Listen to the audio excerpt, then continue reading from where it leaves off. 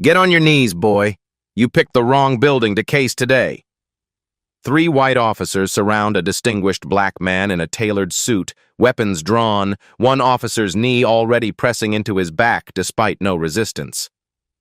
I said knees! You deaf? This is a federal property! The man's expensive watch catches the light as he's forced down, face pressed against marble. I have identification. Shut it. Hands where we can see them.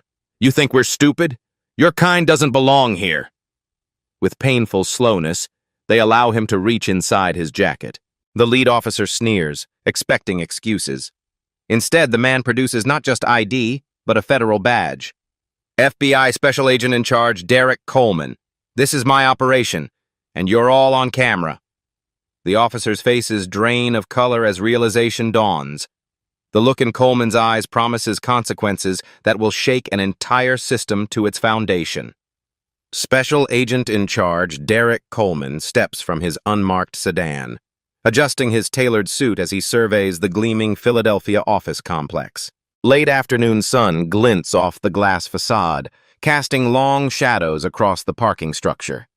The Atlas Financial Tower houses 12 corporations, 3 of which are targets in his complex white-collar crime investigation.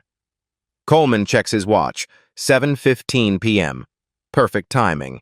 Most employees gone, but the building remains accessible. Security presence minimal. He adjusts his earpiece, maintaining contact with his team stationed discreetly around the perimeter. Initial reconnaissance only tonight, Coleman murmurs. Full operation executes tomorrow at 0900. He enters through the main lobby, projecting the confident air of someone who belongs. No FBI identifiers, no visible credentials. Standard protocol for preliminary assessment. His experienced eyes catalog camera positions, security desk protocols, access points. 15 years investigating financial crimes has honed his ability to move undetected while gathering crucial intelligence. In the security office, Nathan Barrett shifts in his chair, eyes narrowing at the monitor showing Coleman examining the building directory. Barrett, a middle-aged white man with 20 years in private security, prides himself on knowing trouble when he sees it. He watches Coleman take notes on his phone, muttering to himself. Not on my watch, Barrett whispers, reaching for his phone. Coleman proceeds methodically, floor by floor, noting exit stairwells, camera blind spots, potential evidence storage locations. He pauses occasionally, making voice notes on his encrypted phone about security vulnerabilities, information critical for tomorrow's raid. Dispatch, this is Atlas Financial Security. Got a suspicious individual in the building after hours. Barrett speaks into his phone, eyes never leaving the monitor. Male, black, expensive suit, but acting strange. Taking photos, examining security features, possible break-in preparation. Criminal history? The dispatcher asks. Barrett's hesitation lasts only a second.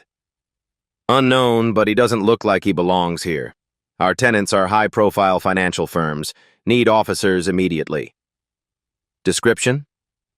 About 6 feet, athletic build, dark skin, shaved head. Moving with purpose, like he's casing the place. Currently on the 14th floor where our highest value tenants are located.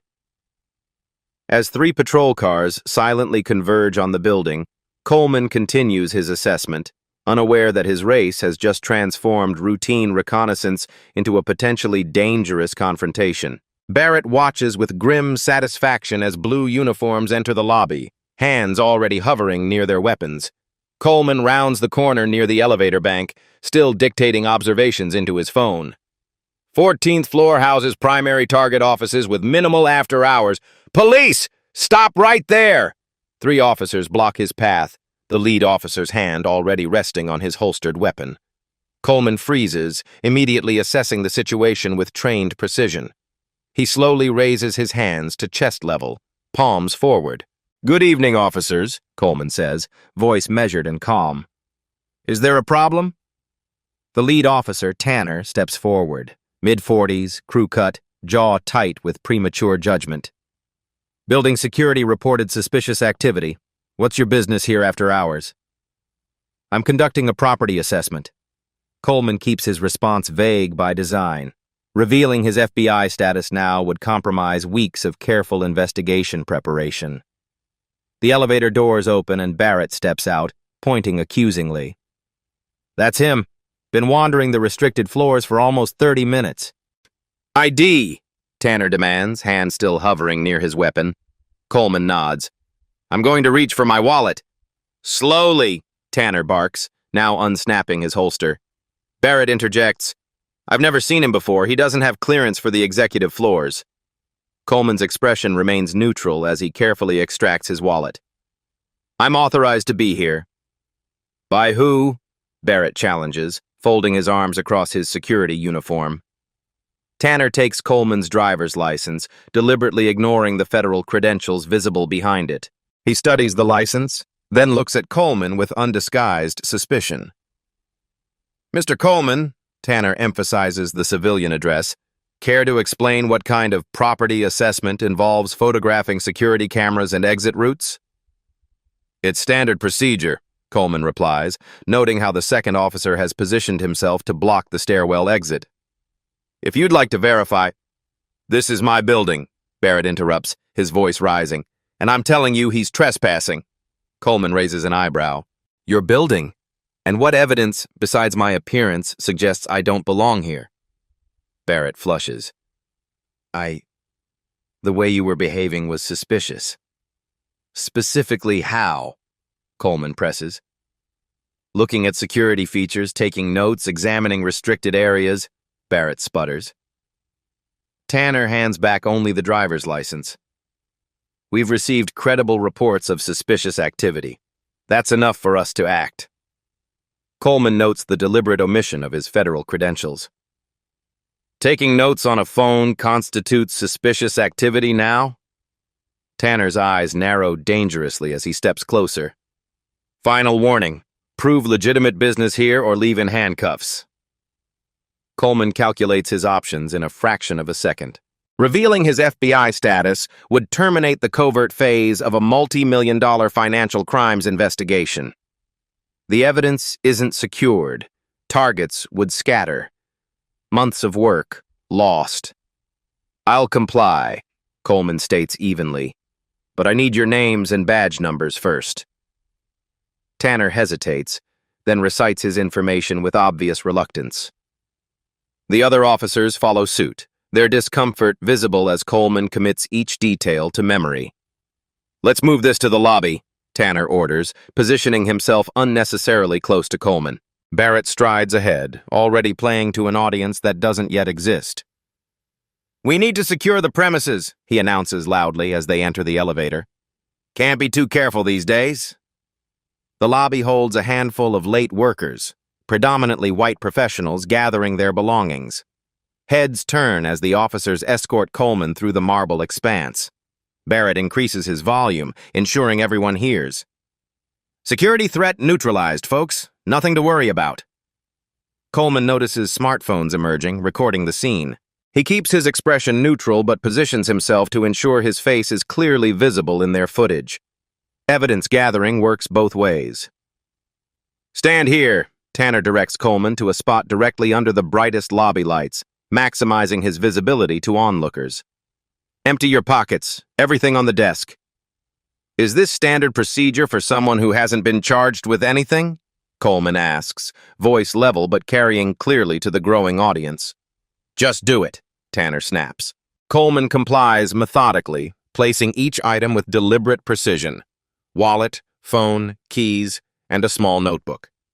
Tanner snatches the notebook, flipping through pages of building observations. What's this? Floor plans? Security notes? Tanner holds up the notebook like a trophy. Looks like criminal planning to me. Those are professional observations, Coleman responds. Nothing illegal about noting building features. A crowd forms at a safe distance, murmuring. Barrett puffs up his chest, playing security hero. This is what happens when we stay vigilant, people. This is how we keep this building safe. His pointed glance at Coleman makes the subtext clear. From people like you. Coleman spots two black women among the onlookers, their expressions a mixture of recognition and resignation. They've seen this before, perhaps experienced it themselves. "Are we finished?" Coleman asks after Tanner thoroughly examines each of his possessions. "Or would you like to continue this public spectacle?" "Don't get smart," Tanner warns, handing back Coleman's belongings with deliberate roughness. "We're escorting you out. Don't return without proper authorization." Outside, with no audience but the night security camera, Tanner's professionalism slips further. "Let me make something clear. You'd be smarter not to come back to this building." "Is that a threat?" Coleman asks quietly. "Or are you banning me based on my race rather than any action?" Tanner's face hardens. "I'm warning you about trespassing charges. Next time won't be a friendly conversation."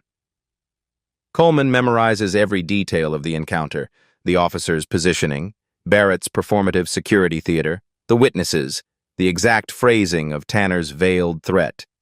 His FBI training and evidence collection serving a purpose they never anticipated. As the patrol car pulls away, Coleman's phone vibrates with an incoming call. FBI Director Lawson flashes on the screen. "It happened again, sir."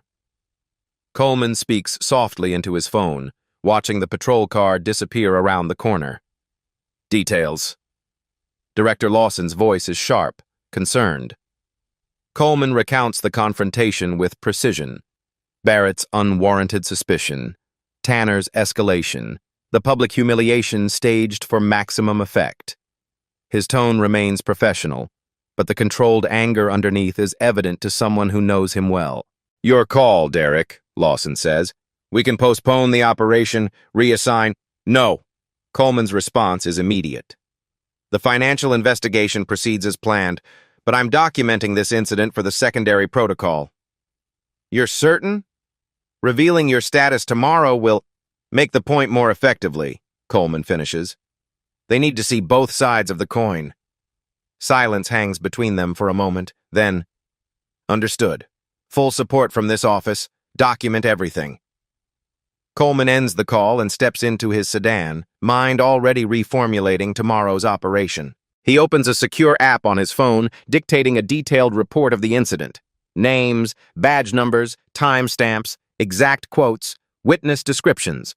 The report automatically routes to a specialized FBI Civil Rights Division tracking law enforcement bias incidents. The hotel room serves as a temporary command center. Coleman pins photographs of tomorrow's targets on the wall. Financial executives involved in a complex fraud scheme operating from offices in the Atlas building. Now he adds 3 new photos: Barrett, Tanner, and the patrol officer. 3 months earlier, Coleman sat in Director Lawson's office as surveillance footage played on the screen. Another black FBI agent surrounded by local police during an undercover operation, forced to reveal federal status prematurely. "That's the 5th incident this quarter," Lawson had said, rubbing his temples. "We're losing operations because our agents of color can't complete reconnaissance without being profiled."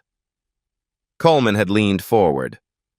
"We need to document these patterns systematically, not just terminate the encounters by revealing credentials." Now, Coleman calls Agent Rivera, his second-in-command. "We need to adjust tomorrow's parameters.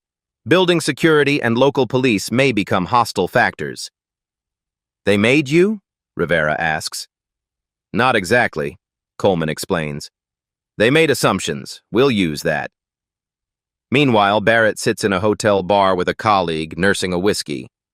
"Had to escort someone out tonight. Suspicious character casing the 14th floor. "Yeah?" his colleague asks without much interest. "You know the type?" Barrett continues, lowering his voice. "Didn't belong there. Trying to look like he fit in, but I wasn't fooled." His colleague shifts uncomfortably. "What exactly made him suspicious?" Barrett hesitates. "Professional instinct. 20 years in security, you develop a sense for these things." Back in his hotel room, Coleman reviews the case files one final time.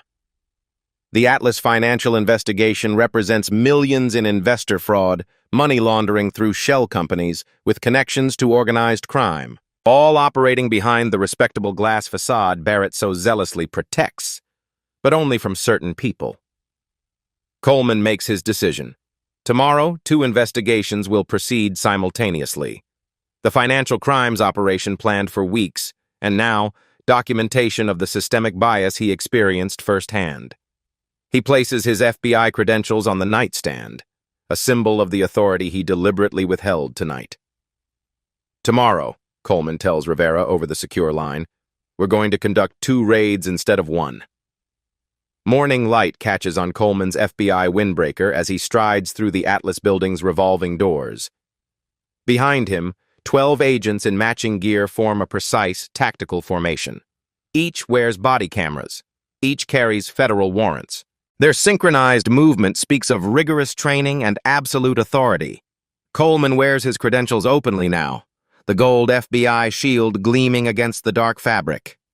His expression remains professionally neutral, but his posture has transformed. This is Special Agent in Charge Coleman in his element, leading a major federal operation.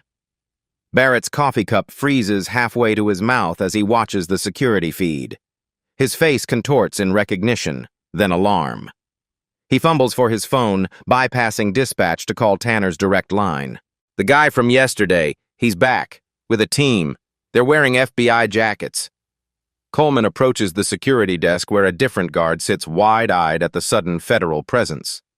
Special Agent in Charge Coleman, FBI. He presents his credentials and a folder of documents. These are federal warrants authorizing immediate access to offices listed within. We require master key cards and security protocols.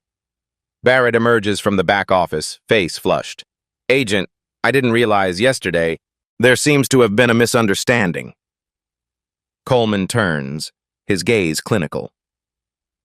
Mr. Barrett, we require immediate access to the following locations. He slides a document across the counter, ignoring Barrett's attempted explanation. Barrett examines the warrant with trembling hands, then steps away to make another call, this time to Harold Westfield, the building's owner. Sir, the FBI is here with warrants. The man I had removed yesterday, he's leading them. Coleman dispatches his team with efficient precision. Rivera, take the 14th floor, Jackson 15th. Williams, secure the server room. The agents disperse throughout the building as Barrett watches helplessly. His security protocols, so zealously enforced against Coleman yesterday, now rendered meaningless by federal authority. Tanner arrives 7 minutes later, uniform hastily assembled. He freezes at the lobby entrance, watching FBI agents methodically entering offices, carrying evidence bags. His expression shifts from confusion to dawning horror as he spots Coleman directing the operation. Coleman acknowledges Tanner with nothing more than a professional nod before returning to coordination efforts. The power dynamic has completely reversed. Coleman now commands the space where yesterday he was treated as an intruder. Barrett hovers nearby, alternating between nervous glances at Coleman and anxious looks toward the entrance. When the elevator doors open to reveal a distinguished older man in an expensive suit, Barrett's anxiety visibly peaks.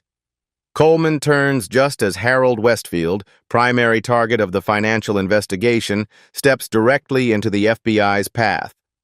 Harold Westfield stops mid-stride, his authoritative entrance collapsing as he registers the FBI presence. His eyes dart from the agents efficiently moving through his building to Coleman, who now approaches with deliberate calm. Mr. Westfield. Coleman's tone is professionally detached. I'm Special Agent in Charge Derek Coleman, FBI Financial Crimes Division. What is the meaning of this invasion? Westfield attempts to project outrage, but his voice wavers. 62 years old, silver-haired, with the practiced confidence of wealth, he's unaccustomed to challenges to his authority. Coleman extends the warrant. This details the scope of our investigation into securities fraud and money laundering operations within this building, specifically involving Westfield Holdings, Atlas Investment Partners, and Meridian Trust. Barrett edges closer, sweat beading on his forehead. Mr. Westfield, this is the individual I mentioned from yesterday's incident.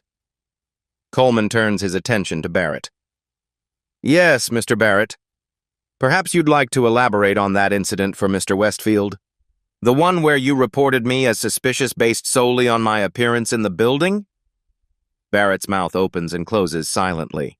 Westfield quickly distances himself. I have no knowledge of any incident. Barrett acts independently on security matters. Interesting, Coleman notes. Yet phone records show he called you immediately after I was escorted out. Westfield's composure fractures momentarily before he recovers. I own this building. Security naturally alerts me to concerns. Tanner steps forward. Sir, we were responding to a suspicious person call. Standard procedure. Of course, Coleman acknowledges with calculated politeness. Just as it's standard procedure for the FBI to investigate potential civil rights violations alongside financial crimes. The word violations lands like a physical blow. Barrett pales. Tanner's professional mask slips. Agent Rivera, Coleman calls to his second-in-command, a Hispanic agent efficiently cataloging documents. Please work with Mr. Barrett to access the remaining secured areas.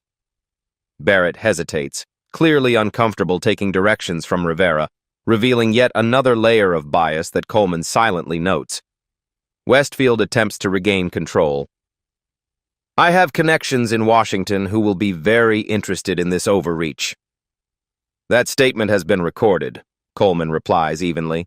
I'd advise against anything that could be construed as attempting to obstruct a federal investigation. Westfield falls silent, suddenly aware of the body cameras capturing every word, every reaction. The tactical advantage he thought he possessed, connections, influence, Barrett's security measures, all rendered meaningless in the face of federal authority, wielded by the very man they had humiliated. Throughout the building, agents systematically gather evidence of financial crimes while simultaneously documenting yesterday's discrimination.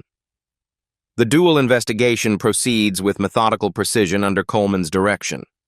Westfield, Barrett, and Tanner exchange panicked glances as Coleman's phone rings with a call that visibly changes his expression.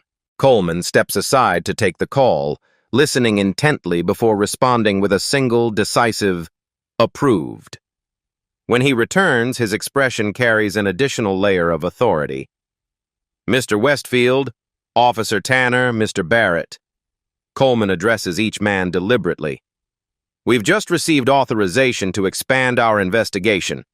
I believe you'll all want your lawyers present for what comes next. Expansion? Westfield's voice tightens. The warrant specifically covers financial documentation. This is a separate matter, Coleman clarifies, his tone measured. The FBI Civil Rights Division has authorized a concurrent investigation into potential violations stemming from yesterday's incident. He turns to Barrett. We'll need all security footage from the building, particularly covering my initial visit and the subsequent confrontation. Barrett's face flushes. Some of those cameras might be malfunctioning. Attempting to destroy evidence in a federal investigation is a felony, Coleman responds without hesitation. Agent Michaels specializes in digital forensics. He'll secure your surveillance system immediately to prevent any unfortunate malfunctions. A young agent moves toward the security office as Barrett watches helplessly. Westfield attempts damage control. I had no involvement in whatever occurred yesterday. Your phone received a call from Barrett at 7:43 p.m. immediately following my removal from the premises, Coleman counters. A subpoena for those records has already been approved.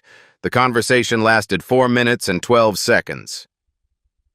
Westfield's carefully maintained facade cracks. That was about building security matters. We look forward to confirming that, Coleman replies. A female officer approaches cautiously. Agent Coleman? I was present yesterday but not directly involved. I'd like to provide a statement about what I observed. Thank you, officer. We'll arrange for your formal testimony. Coleman's respectful tone contrasts sharply with his interactions with Tanner, who watches the exchange with growing alarm. Throughout the building, the FBI operation expands visibly. Additional agents arrive, securing evidence related to both investigations. Local media vans begin appearing outside, alerted to the massive federal presence. Tanner steps away, phone pressed to his ear. I need union representation, now. His earlier confidence has evaporated, replaced by the dawning realization of his vulnerability. Coleman receives another call, this time from Director Lawson himself. Their brief exchange confirms the highest levels of the Bureau are now monitoring both aspects of the investigation. The stakes continue rising as Barrett, Tanner, and Westfield watch their professional worlds unraveling. From the corner of his eye, Coleman notices his phone displaying a news alert. Breaking. FBI raid targets financial fraud ring. Sources report simultaneous civil rights investigation. Coleman reviews security footage showing clear racial profiling as national media broadcasts the unfolding dual investigation to millions. The Atlas Building's 15th floor conference room transforms into an impromptu federal command center. Coleman stands at the head of the table, composed and authoritative. Seated before him, Westfield, Barrett, Tanner, the female officer who came forward, and two recently arrived police department officials. The atmosphere crackles with tension. For clarity, I'll formally introduce myself. Coleman's voice fills the room with quiet authority. Special Agent in Charge Derek Coleman, 15-year veteran of the Federal Bureau of Investigation. I've led investigations resulting in 127 federal convictions for financial crimes, public corruption, and civil rights violations. He activates a display screen showing his credentials, commendations, and appointment letter. I personally requested assignment to this investigation after multiple reports indicated a pattern of both financial irregularities and discriminatory practices in this building and surrounding area. Barrett shifts uncomfortably. Westfield maintains his practiced poker face. Tanner stares at the table. My position grants me direct operational authority from the FBI Director and Department of Justice leadership, Coleman continues. I'm authorized to pursue all relevant lines of investigation, including those that emerged unexpectedly. He taps his tablet, bringing up a new display. Mr. Barrett, over the past 12 months, you've reported suspicious individuals to local police exactly 17 times. Coleman lets the number hang in the air before continuing. All 17 were people of color. All 17 were legitimate visitors or workers. None resulted in criminal charges. Barrett's face drains of color. This established pattern provided predicate for our dual investigation, Coleman explains, turning to the police officials. The frequency and consistency of these incidents raised concerns beyond isolated poor judgment. The senior police official, a deputy commissioner who arrived 20 minutes earlier, removes his glasses. Agent Coleman, I want to assure you the department takes these allegations extremely seriously. I'm certain you do now, Coleman acknowledges. However, the pattern suggests systemic issues requiring more than assurances. Coleman advances to the next screen. For context, the FBI's Civil Rights Division has been investigating patterns of racial profiling in cooperation with law enforcement agencies nationwide. Yesterday's incident provided a controlled documentation opportunity. The revelation lands with seismic impact. Westfield straightens in his chair, suddenly understanding the fuller implications. To be absolutely clear, Coleman says, addressing Westfield directly, your financial crimes and Mr. Barrett's discriminatory practices will be treated as potentially connected investigations. The possibility that a discriminatory security environment was fostered to deflect scrutiny from financial operations is now an active investigative angle. Westfield's attorney, who arrived moments before the meeting, scribbles furiously. Coleman activates a video screen. Officer Tanner's body camera footage from yesterday. The room watches in silence as the confrontation plays out. Without the heat of the moment, the absence of reasonable suspicion becomes glaringly obvious. The female officer's discomfort is clearly visible in the background of several shots, supporting her decision to come forward. Coleman pauses the footage at a particularly damning moment, Tanner deliberately ignoring Coleman's federal credentials while examining his driver's license. My decision not to immediately identify myself as FBI was deliberate, Coleman explains, his voice steady. It documented how a black professional is treated without the shield of federal authority. This investigation isn't about me. It's about the 17 others without badges who faced similar treatment. The room falls silent. The power dynamic has completely transformed. Coleman is revealed not as a victim seeking redress, but as a federal authority methodically documenting systemic discrimination for potential prosecution. Mr. Westfield, your companies are suspected of defrauding investors of approximately $47 million through elaborately disguised Ponzi schemes, Coleman states matter-of-factly. Mr. Barrett, your security practices demonstrate a pattern of discriminatory enforcement creating hostile access based on race. Officer Tanner, your body camera footage reveals escalation without reasonable suspicion in a manner consistent with documented racial profiling. Coleman closes his tablet, standing even straighter. The FBI doesn't pursue these investigations lightly. We pursue them because equal access and equal treatment under law are non-negotiable American principles. Principles that were violated in this building repeatedly, systematically, and demonstrably. The deputy commissioner clears his throat. We'll cooperate fully with your investigation, Agent Coleman. I anticipated you would, Coleman responds. His gaze sweeps the room, meeting each person's eyes in turn, from Westfield's calculating stare to Barrett's defeated slump to Tanner's simmering resentment. The decisions you all made yesterday and in the preceding months have consequences far beyond what you imagined. Those consequences begin today. As federal agents continue gathering evidence throughout the building, all three men realize they've unknowingly triggered their own professional destruction. The consequences unfold with the precision of dominoes falling in sequence, each impact triggering the next in an unstoppable cascade. Day 1. FBI forensic accountants descend on Westfield's financial empire. They discover the fraud extends deeper than initially believed. Elaborate shell companies, falsified returns, investor funds siphoned to offshore accounts. What began as a $47 million investigation quickly balloons to $68 million as additional victims emerge. Coleman coordinates with the Securities and Exchange Commission, expanding the investigation's scope to include Westfield's partners and enablers.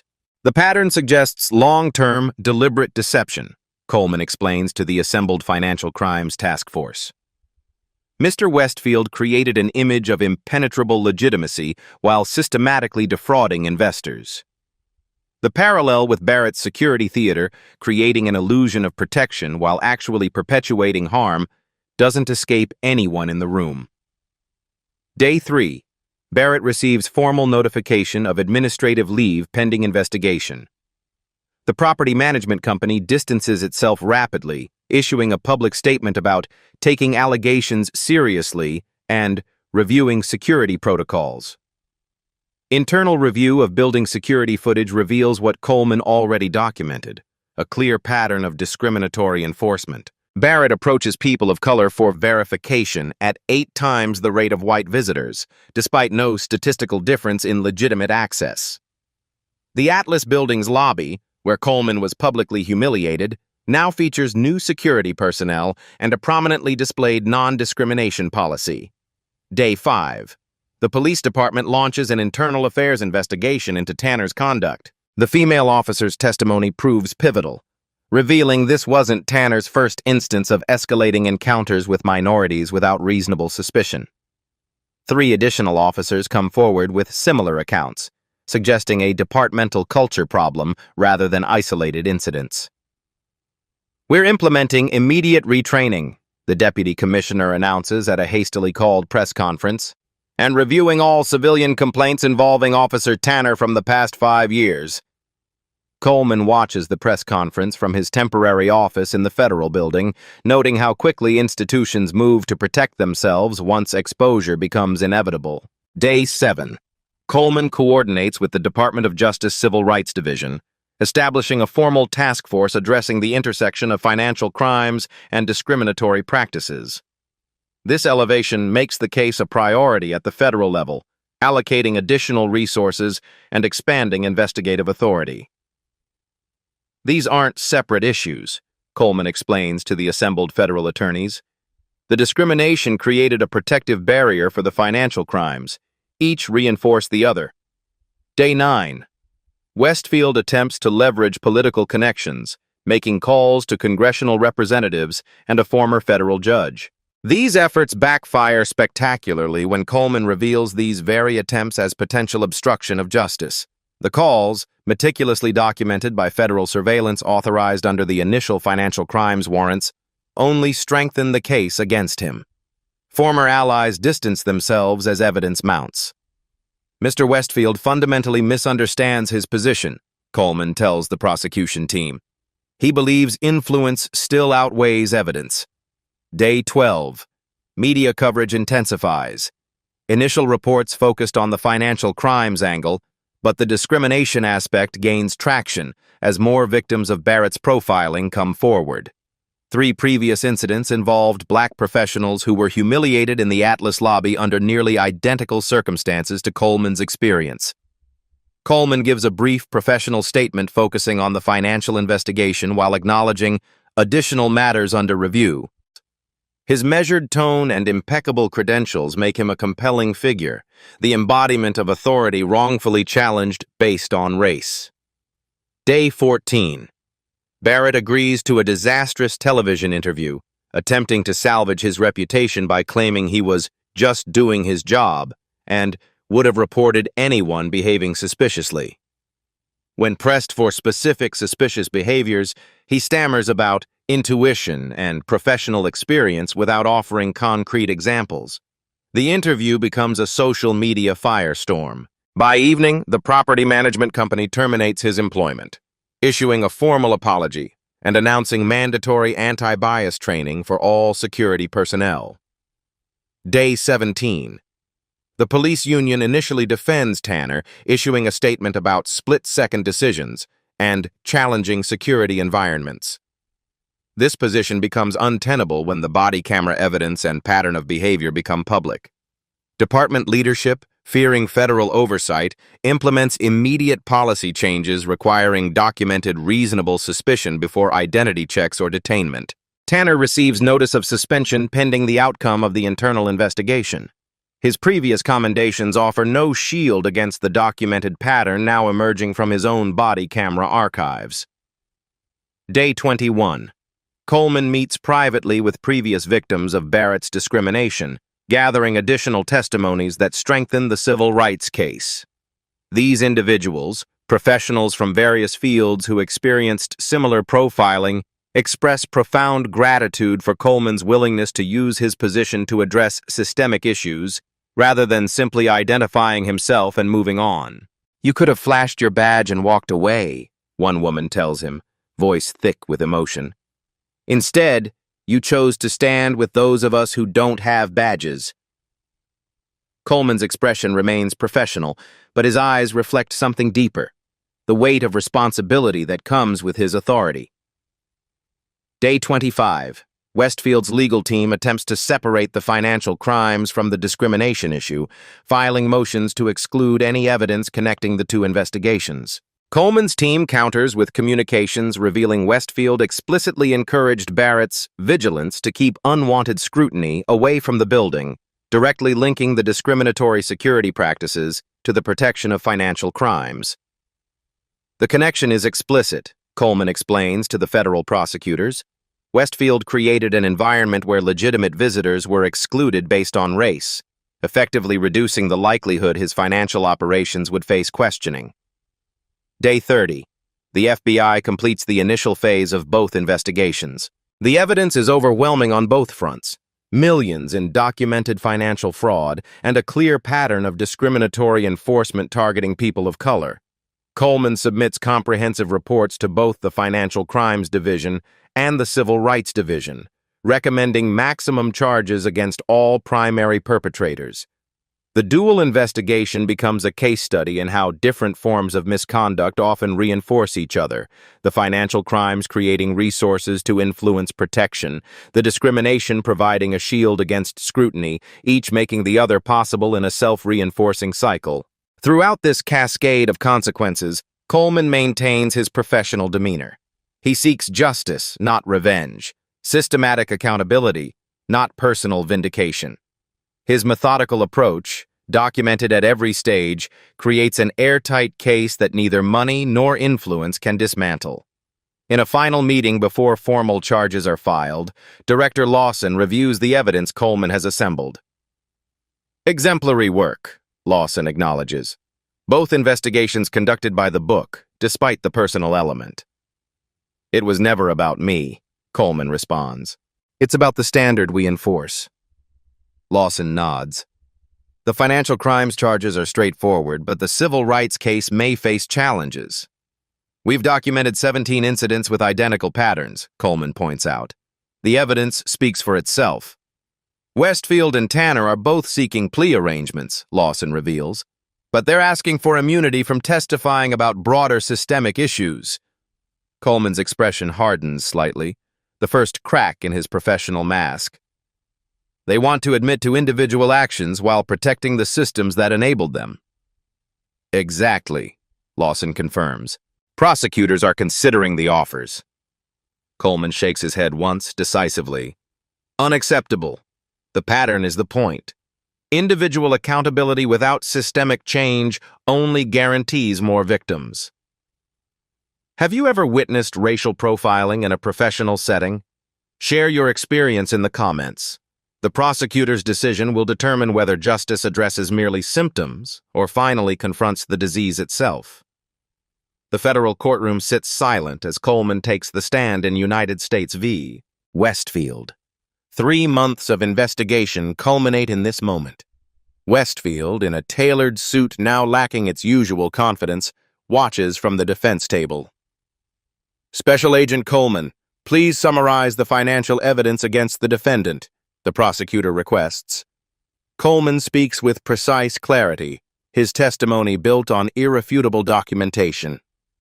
Our investigation revealed Mr. Westfield operated a sophisticated Ponzi scheme through his companies. He diverted approximately $68 million of investor funds to personal accounts and shell corporations. The fraud involved falsified returns, manipulated financial statements, and deliberate misrepresentations to investors. Westfield's attorney attempts to paint his client as a respected businessman who made administrative errors, but Coleman's methodical evidence demolishes this defense point by point. These weren't errors, Coleman explains, displaying financial transfers on the courtroom screens. The pattern demonstrates deliberate, systematic fraud sustained over 7 years. Mr. Westfield created elaborate structures specifically designed to conceal criminal activity. The judge denies Westfield bail, citing flight risk and the magnitude of charges. As federal marshals lead him away, Westfield glares at Coleman, who remains professionally detached, focused on justice rather than personal vindication. Across town, Officer Tanner faces an internal review board. The female officer who came forward provides damning testimony about patterns of discriminatory enforcement. Other officers have followed her lead, breaking the blue wall of silence to describe similar incidents. It wasn't just that day with Agent Coleman, she testifies. I've observed Officer Tanner escalate encounters with minorities at least 12 times without reasonable suspicion. When I raised concerns to supervisors, they were dismissed as oversensitivity. Tanner's defense crumbles as multiple incidents are presented, body camera footage, civilian complaints, departmental records, revealing the confrontation with Coleman wasn't isolated but part of a documented pattern. The board recommends immediate termination and potential criminal charges for civil rights violations. At the Equal Employment Opportunity Commission, Barrett faces charges of discriminatory practices in building security. His attempts to justify his actions only further incriminate him as he struggles to articulate non-racial reasons for his suspicions. Mr. Barrett, did you request identification from white visitors at the same rate as minorities? The investigator asks. I approached people who looked suspicious, Barrett insists. And by what criteria did you determine suspicious? Barrett's explanation dissolves into vague references to professional instinct and behavior patterns he cannot specifically identify. The security footage, showing him consistently targeting minorities while allowing white visitors to pass unchallenged, speaks more eloquently than his stammered justifications.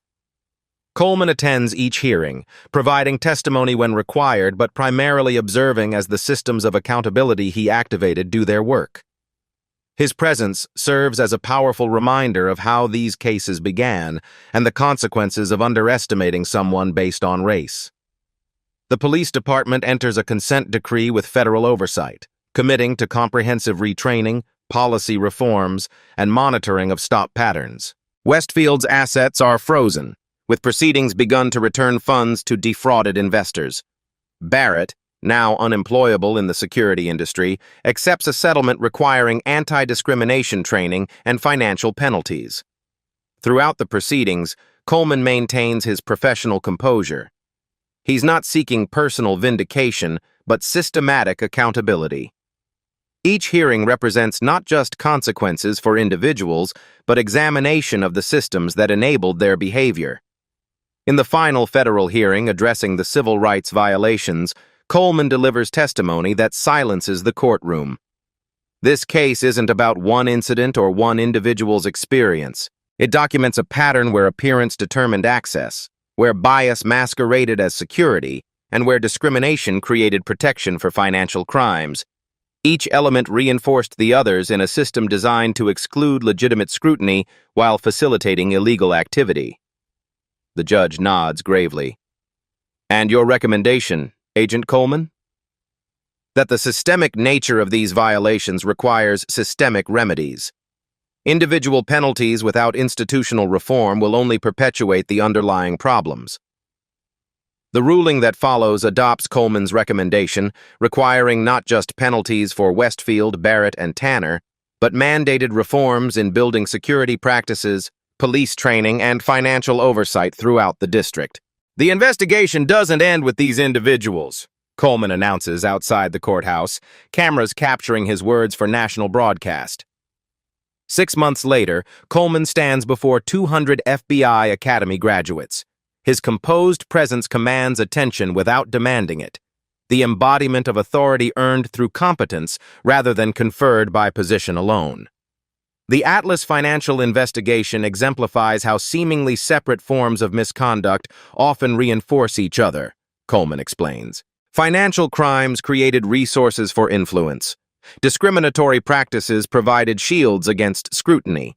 Each made the other possible. The cadets listen intently as Coleman outlines how the dual investigation transformed into a catalyst for broader reforms.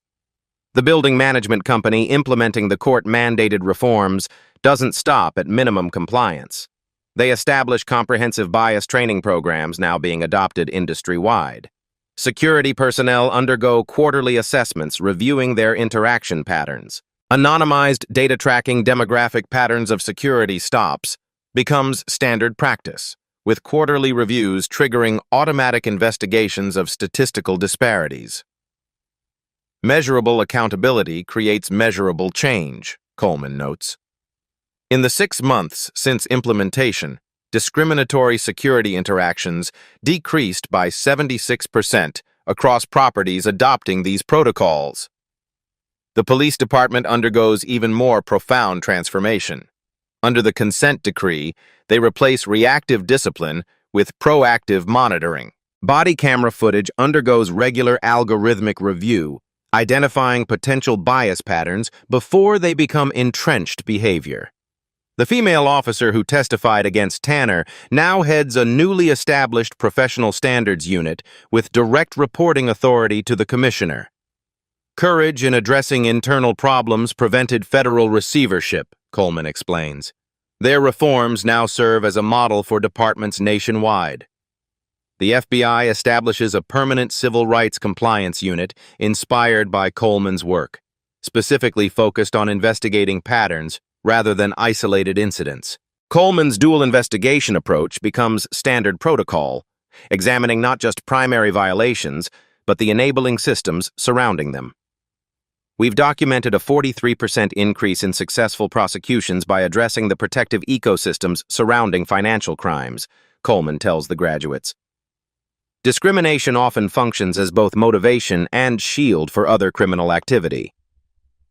Professional organizations representing building security firms develop anti-discrimination certification standards, with insurance companies offering rate reductions for certified companies. The financial incentive accelerates adoption across the industry, creating market pressure for reform alongside legal requirements.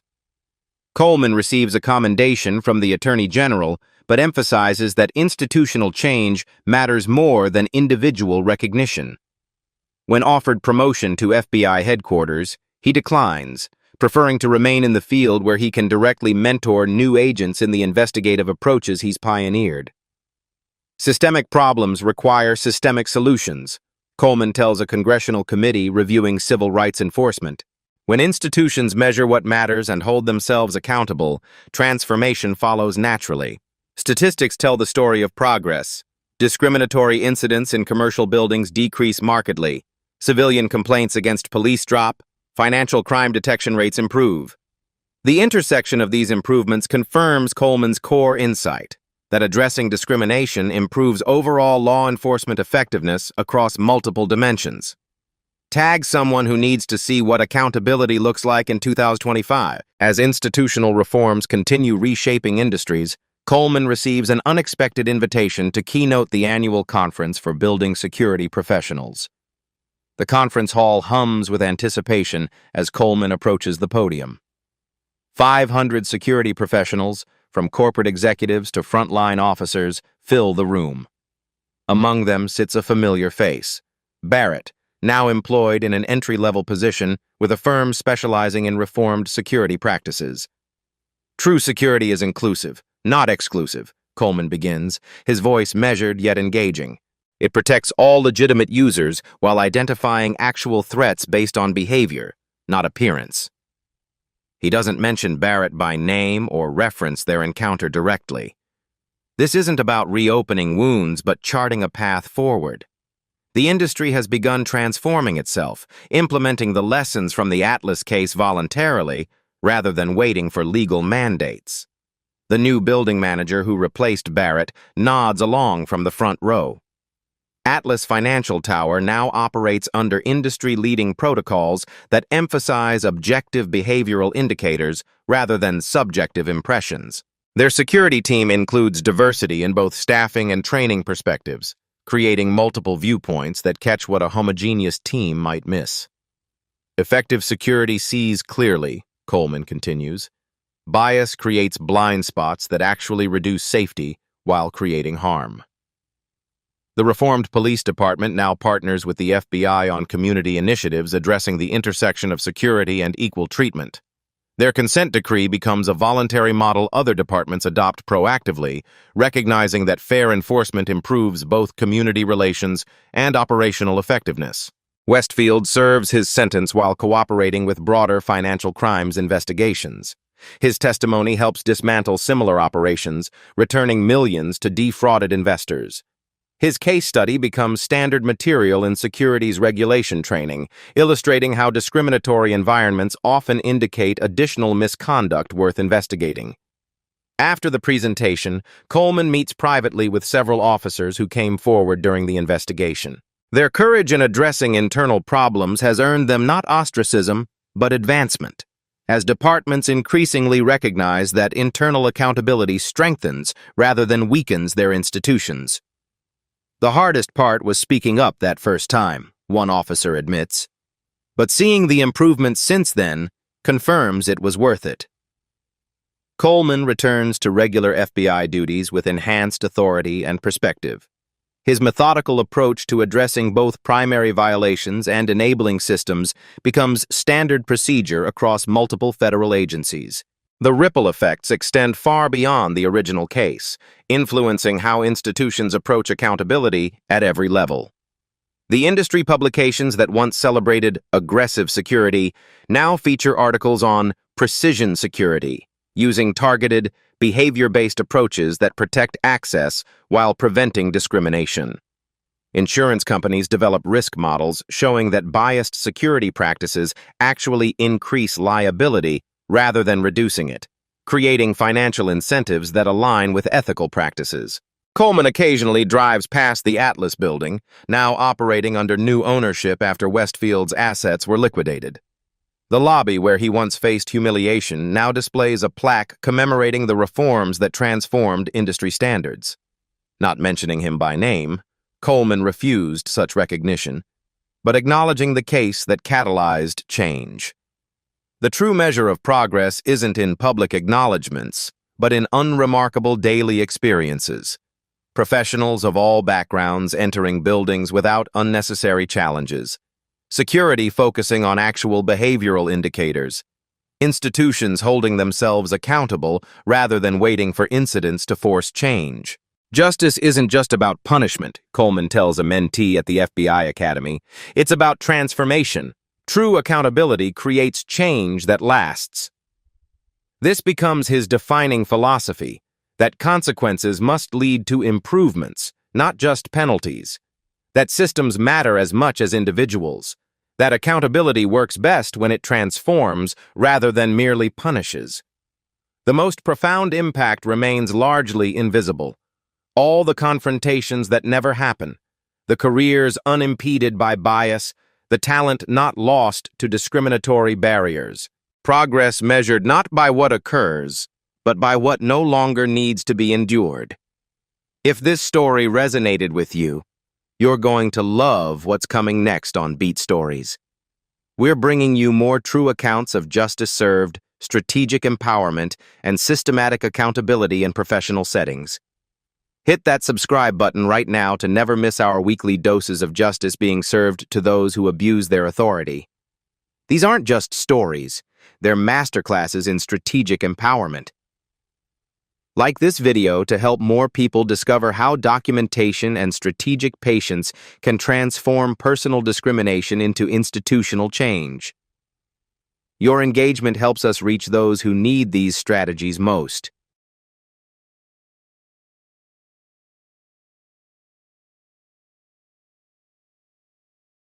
Behind every headline is a human story.